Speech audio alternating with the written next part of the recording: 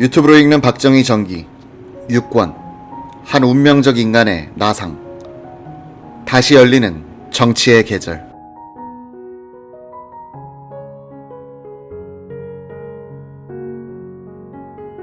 (1962년 9월 23일부터 30일까지) 전국 도청 소재지에서 헌법 개정에 대한 공청회가 있었다. 10월 31일에 헌법 개정안 완성, 이어서 최고회의 가결, 12월 17일에는 국민투표, 약 79%의 찬성. 새 헌법은 12월 26일에 공포됐다. 4년 중임의 대통령 중심제와 국회 단원제, 강력한 정당 정치를 골자로 하는 이 헌법 내용에 대해서는 비민주적이라는 시비가 없었다. 이 헌법 개정 과정은 가장 모범적인 사례로 꼽힌다. 1980년대에 직선제로의 개헌을 주장하던 김대중 총재도 간단하게 말하면 제3공화국 헌법으로의 복귀를 요구한다고 할 정도였다. 헌법 조문의 축조 심의에 참여했던 최고위원 김윤근에 따르면 대통령 임기의 단임과 4년 중임을 놓고 격론이 오갔다는 것이다. 한 위원은 현직 대통령이 출마하면 공무원과 경찰이 과잉 충성하게 되어 있다면서 임기를 연장하더라도 중임은 막아야 한다고 주장했다고 한다. 박정희의 입장에서는 3공화국 헌법에 중대한 실수가 하나 있었다.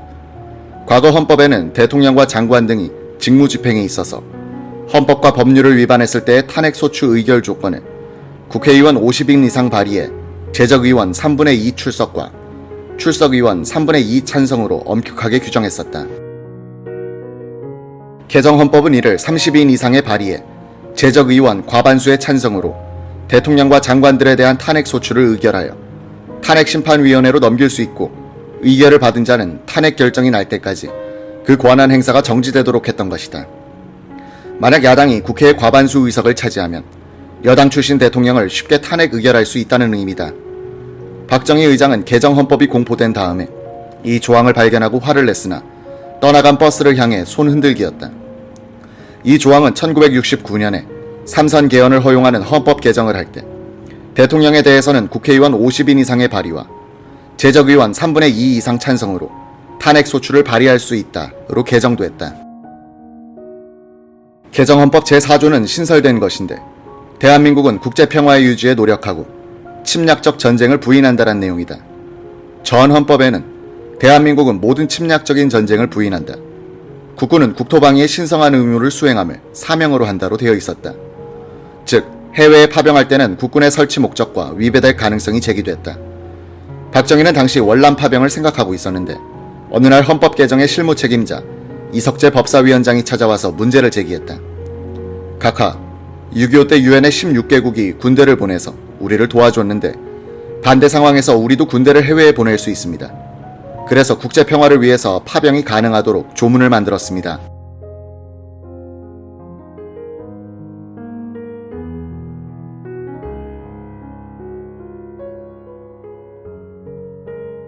박정희는 이 조항에 대해서는 심각한 표정을 지었다. 그는 생각할 시간을 좀 주시오 라고 했다. 몇 시간을 혼자서 골똘히 생각하던 박정희는 이석재를 불러들여 해외 파병이 가능하도록 하시오 라고 지시했다.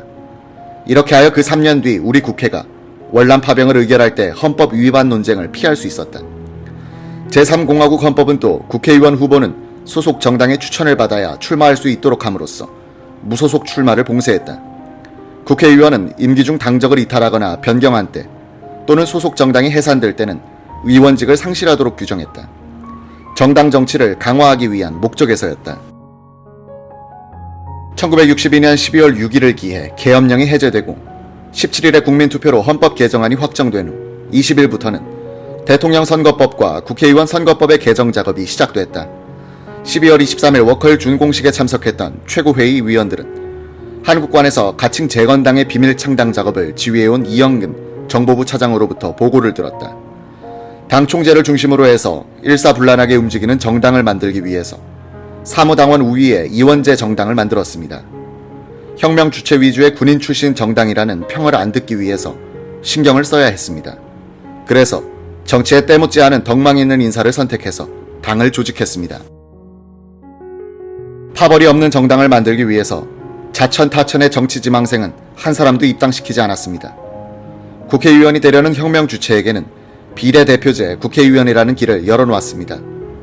비밀 창당 작업에서 소외돼 불만이 쌓여있던 많은 최고위원들이 들고 일어났다. 그게 무슨 소리야? 사무국 당원들이 국회의원을 통제하겠다는 거야. 모든 일을 김종필이 마음대로 하겠다는 거야 뭐야? 우리들 보고 김종필의 신여 노릇을 하라는 이야기지. 이런 말들이 오고 가면서 축하에는 난장판이 되고 말았다. 동면하던 정치가 민정이양의 계절을 만나서 깨어나기 시작하던 시점에 주체 세력 내부는 금이 가고 있었다.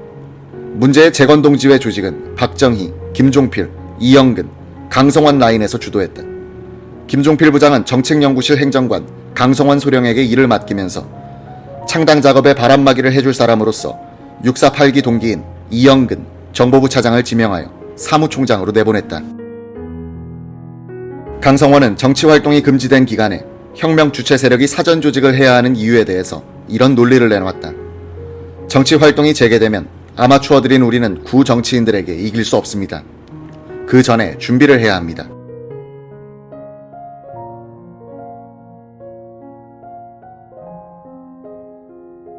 참신한 정치 세력을 만들기 위해서 사전 조직이란 반칙을 하게 된 혁명정부는 더욱 큰 반칙을 또 하게 된다.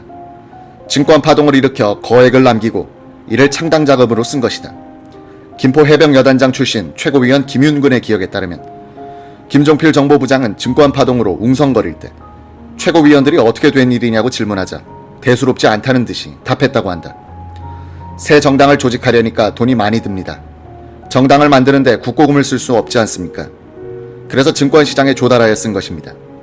원래 증권시장은 투기꾼들이 모이는 곳 아닙니까? 재미 보는 사람도 있고 손해보는 사람도 있게 마련이죠.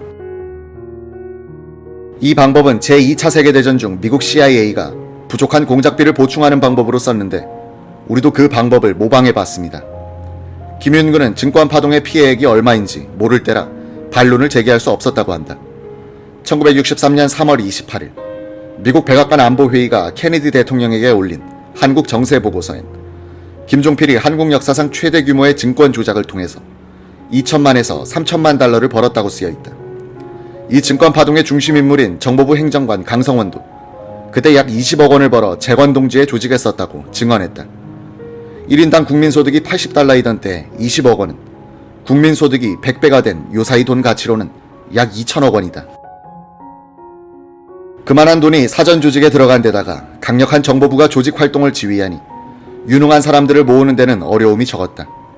이들을 합숙시켜 교육한 것이 서울 종로구 익선동 낙원상가 근처에 있던 춘추장이라는 요정 건물이었다. 교육 진행을 맡았던 윤천주 고려대 교수는 이렇게 증언한다. 후에 공화당 사무국 요원이 되는 이들은 거의가 정보부에서 뽑아온 사람들이었습니다. 깨끗한 사람들을 찾다 보니 교수, 교사, 공무원들이 많았습니다.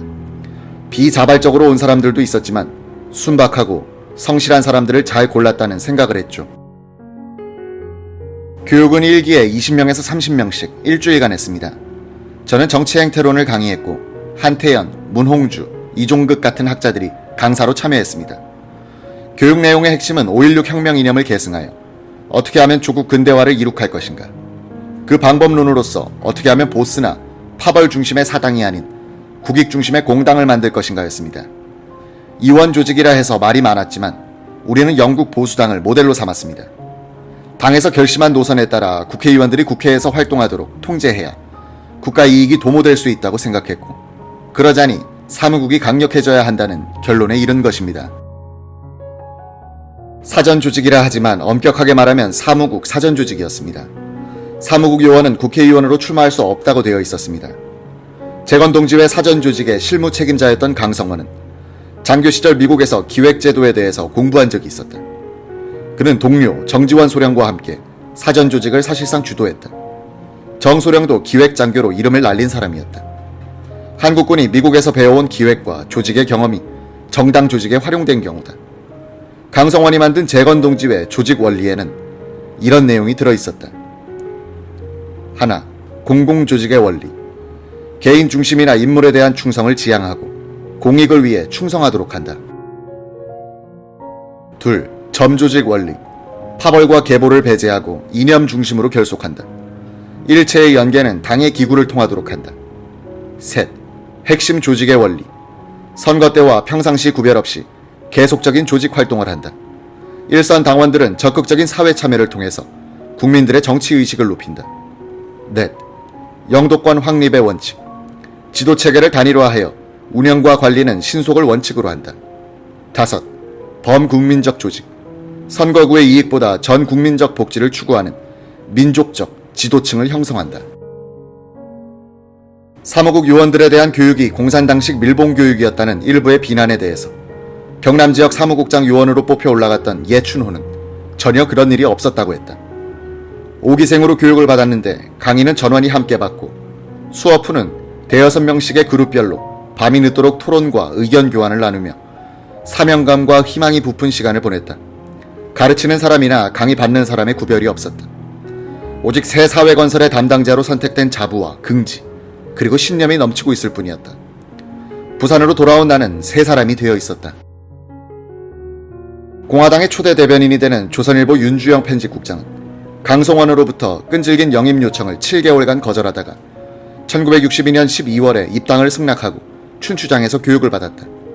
그는 거기에 모인 사람들이 하나같이 순수하고 열정적이며 엘리트인데 놀랐다고 한다. 그들은 조국 근대화, 굶지 않는 나라, 부강한 나라, 비생산적인 정쟁이 없는 나라를 만들겠다는 일념으로 뭉친 조직이었습니다. 5.16은 군인들이 일으켰지만 국민혁명은 우리가 한다. 우리는 화분의 꽃이 되기보다는 거름이 되겠다면서 일종의 독립운동하는 기분들이었습니다. 사무국에서 창안한 말이 조국 근대화와 민족 중흥이었는데 이것이 이들의 이념이었습니다. 국가 건설을 이념으로 하여 이 정도의 집단이 만들어진 것은 아마도 우리 역사상 희귀한 사례일 것입니다.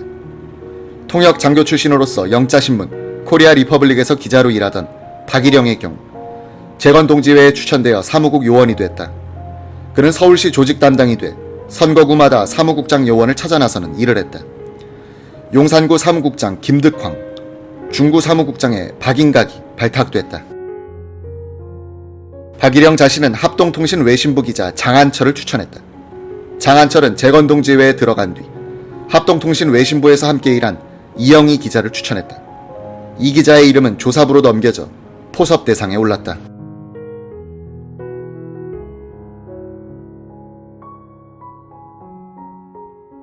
공화당 전신인 재건동지회 요원 포섭 대상 명단에 오른 합동통신 외신부 이영희 기자는 워싱턴 포스트 비밀통신원으로도 일하면서 주로 한국 정치의 개혁을 소재로 하는 기사를 써보내고 있었다. 어느 날 합동통신에 같이 근무하다가 동양통신으로 옮겨간 고명식 기자가 찾아와 이 기자와 점심을 함께 한 뒤 그를 데리고 들어간 곳이 서울 중구 북창동 부근 재건동지회 조직사무실이었다. 황성모 교수 등 아는 사람 얼굴들도 있었다. 이들은 이 기자에게 조직에 합류할 것을 강권했다. 이 기자가 거절하고 나오려고 하니 누군가가 이 선생께서 우리 이야기를 다 듣고도 들어오시지 않으면 신상에 어려운 일들이 많이 생길 겁니다 라고 위협조로 말했다고 한다. 이영희는 그 뒤로도 끈질긴 입회 요청을 받아 재건동지회 사무실에 나가게 됐다. 뉴욕타임스 서울특파원 서인석은 그곳에서 조사부장으로 일하고 있었다. 서인석은 이영희의 경성공고 선배였다. 재건동지회 요원들은 이영희에게 국제관계 분석 임무를 주었다. 이영희는 공화당 사전조직의 책임자인 648기 김동환과 11사단에서 장교로 함께 근무한 인연이 있었다.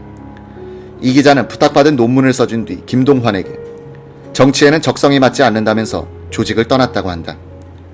재건동지회 경남사무국장 요원으로서 조직 확대에 동분서주하던 예춘호는 1962년 말 조직점검차 부산에 온 김종필 정보부장과 김형우 최고위원을 만났다. 김 부장은 호텔로 예춘호를 부른 뒤 4시간 동안 여러 가지를 꼬치꼬치 캐물었다. 예춘호는 김 부장이 이지적이며 냉철하고 나이에 비해 침착하다는 인상을 받았다. 예춘호는 5.16 혁명의 불가피성은 인정하지만 군인들이 정치에 개입하는 것이 꼭 현명하다고 할 수 있겠는가 라고 말하면서 자신이 그리는 이상적인 사회상에 대해서 역설했다고 한다.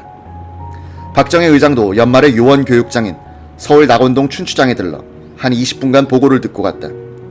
정치활동이 재개되는 1963년을 앞둔 시점에서 박정희와 김종필은 그들이 혁명 공약에서 희망했던 참신하고도 양심적인 정치인들의 육성에 성공한 것 같았다. 재건동지회가 확보한 약 1000명의 당 기관 요원들은 능력이나 도덕성 면에서 인재 집단이라 할 만했다. 뒤에는 반박정희로 돌배되는 비판적 지식인들도 이때는 혁명정부의 노선에 동조하는 사람들이 적지 않았다. 우리 현대사에서 주로 갈등 관계에 있었던 권력과 지성이 국가, 국민, 국익을 위해서 악수할 수 있는 분위기이기도 했다. 당시 한국 지식인 사회의 광장 역할을 하던 월간 잡지 사상계 1961년 3월호 권두원은 자유는 정치적 면에서 경제적, 사회적으로 확대되지 않으면 안 되며 그 물질적 기반으로서 힘찬 경제적 건설이 수반되어야 하고 그 정신적 토대로서 국민의 기강이 확립되어야 함은 물론이다라고 했다. 발행인 장준하의 기명이 들어있는 4월호 권두원은 만일 현 국회와 정부가 더 이상 우유부단과 무능, 무계획을 일삼으면 본지도 민족적 자활의 길을 개척하기 위해 가차없는 투쟁을 전개하지 않을 수 없음을 또한 첨부해 두는 바이다 라고 했다. 5.16 혁명 직후에 나온 6월호 사상계 권두원은 이러한 논조의 연장선에서 사실상 군사 쿠데타를 지지했다.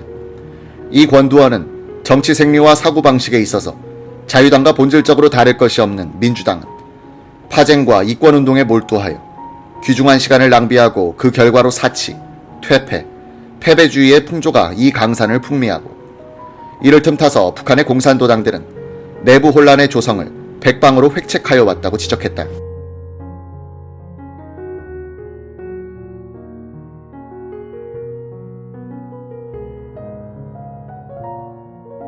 이어서 이 글은 4.19 혁명이 민주주의 혁명이었다면 5.16 혁명은 부패와 무능과 무질서와 공산주의의 책동을 타파하고 국가의 진로를 바로잡으려는 민족주의적 군사혁명이다 라고 해석했다. 그러면서도 이 권두원은 혁명 정권의 권력이 집중돼 있기 때문에 권력 남용을 막기 위해 만전을 기해야 할 것이다 라고 경고했다. 1961년 7월호 사상계에 실린 장준하의 기명 권두원은 공산당의 전체주의적 공포 세력을 분쇄할 수 있는 최대의 사상적 무기는 민주주의적 자유의 선용에서 구해야 한다면서 혁명정부는 민주주의를 새로운 정신과 내용에서 복구시킬 일련의 방안을 준비할 것을 권고했다. 박정희도 5.16 혁명은 4.19 의거의 연장이며 도의와 경제의 재건은 4.19 의거 때 품었던 염원이었다라고 했고 4.19 학생혁명은 표면상의 자유당 정권을 타도하였지만 5.16 혁명은 민주당 정권이란 가면을 쓰고 망동하려는 내면상의 자유당 정권을 뒤엎은 것이다 라고 썼다. 3년 전 오스트레일리아 국립대학에서 박정희의 자주사상이란 제목의 논문으로 박사 학위를 받은 김형아는 4.19 이후 사상계 잡지를 매개로 하여 벌어진 한국 지식인들의 토론은 박정희의 통치 이념 틀 형성에 큰 영향을 줬다고 분석했다. 지식인들은 한국이 진정한 자주성을 확보하지 못하고 있으며 반공의 미명하에서 정치적 부패가 만연하고 기득권층이 정치를 좌지우지하고 있다는 자각에 도달하게 되었다고 했다. 이런 조국의 문제를 해결하기 위해서 지식인들은 민족 주체성에 입각한 강력한 지도력과 자유민주주의의 구현을 갈망하게 되었다고 했다. 이에 반해 박정희는 강력한 지도력과 서구식 자유민주주의는 양립할 수 없는 것으로 본 점에서 지식인들과 차이가 있었다. 박정희는 민족 자주성과 경제발전의 확보라는 목표에 대해서는 동의했지만 서구식 민주주의가 문화적, 역사적 토양이 다른 한국에는 적합하지 않다고 했고 통일도 당장은 불가능하다는 현실주의적 입장을 취했다. 결국 지식인들과 박정희 세력은 민족주의적 가치, 즉 자주성 있는 부강한 나라의 건설에는 동의했지만 그 달성 방법에 있어서는 이견이 있었다는 이야기다. 군정기간 중엔 상당히 접근한 것으로 보였던 군부와 지식인들의 국가 건설에 대한 시각은 1963년에 정치의 계절이 열리면서 멀어지고 만다.